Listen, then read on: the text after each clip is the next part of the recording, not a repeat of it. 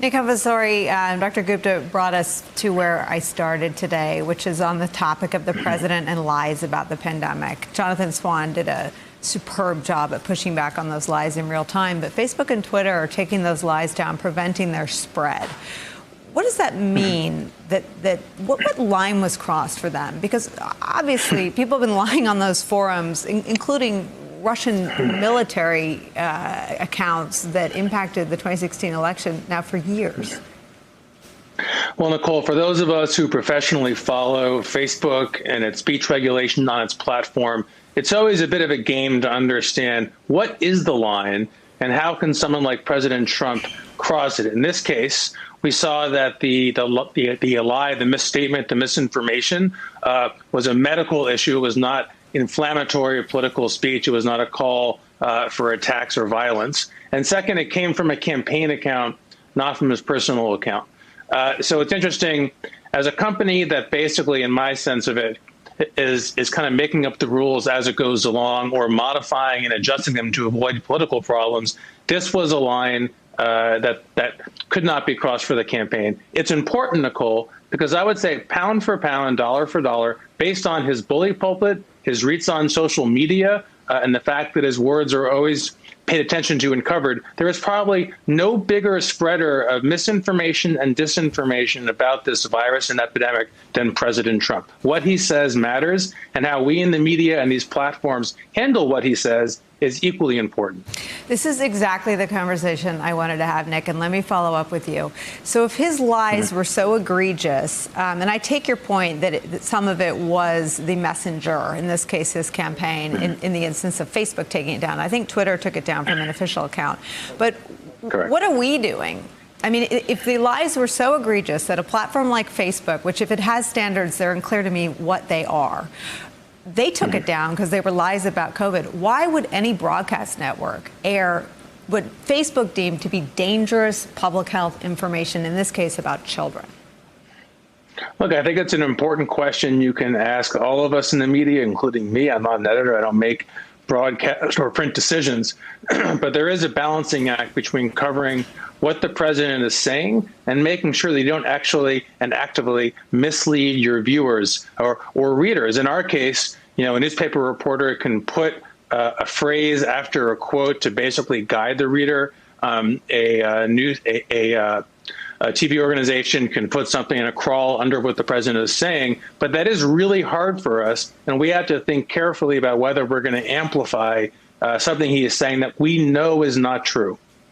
There's lots of other news, but I think that you have struck on something that is an overdue conversation, and I want to get, Dr. Gupta, your view on it. I mean, disinformation in the time of a deadly global pandemic taking the lives of 1,000 Americans a day seems dangerous. What would the medical community like us to do when the president lies about the pandemic? Do exactly what you're doing, Nicolle. You're giving a platform to public health experts, and you're giving me a platform to push back. So I personally am grateful. What I'll say is specifically on the issue of children, this issue that Facebook and other tech companies have now had to referee on. Let me just be clear to your viewers. If you are a parent to a child that is about to start school in a place like Arizona, since Governor Ducey still is not taking the recommendations of his school board, who says delay school reopenings until October 1st. If you're a parent, if you're a teacher, this is the truth. The truth here is that children have potentially higher levels of virus, especially younger children, in their nose than even adults. Whether that means they're symptomatic or not does not matter. They can transmit the disease, we know from a large study published by the CDC, more easily or as easily as adults. So children can get infected with high levels of COVID-19, even if they're not symptomatic, and then can transmit it to teachers and to staff. So this is hugely consequential for outbreak control, for how we test. There's a study that came out in JAMA just last week suggesting that we need a Q48-hour testing, rapid point-of-care testing in colleges to keep them open and safe. So this is very consequential. I'm glad they took down the president's messaging.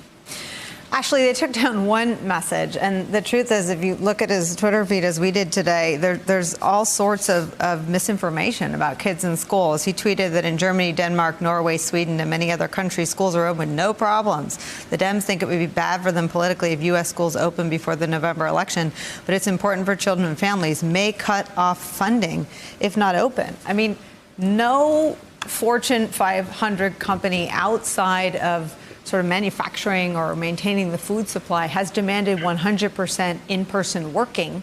So why are we sending children out to, I mean, it's like asking children to get in the Higgins boats and storm the beaches of Normandy. What is happening? What is this debate about for Trump?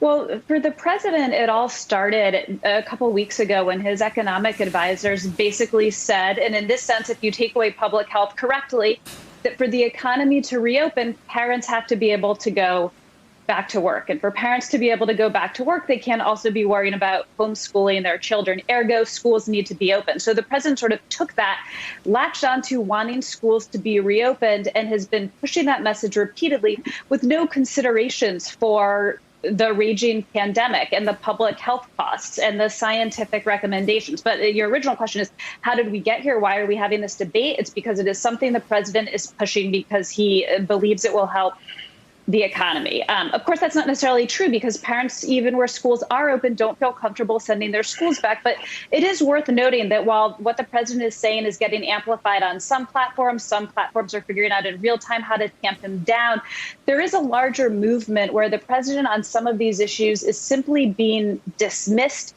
and treated as a non-entity. So we know what he's saying about schools, but look at schools across the country. Some of the largest school districts have announced against what the president's desires that when they return in the fall, it will be all distance learning. So you are seeing some governors, some school superintendents and school districts doing what they believe is best, regardless of what the president may be spouting.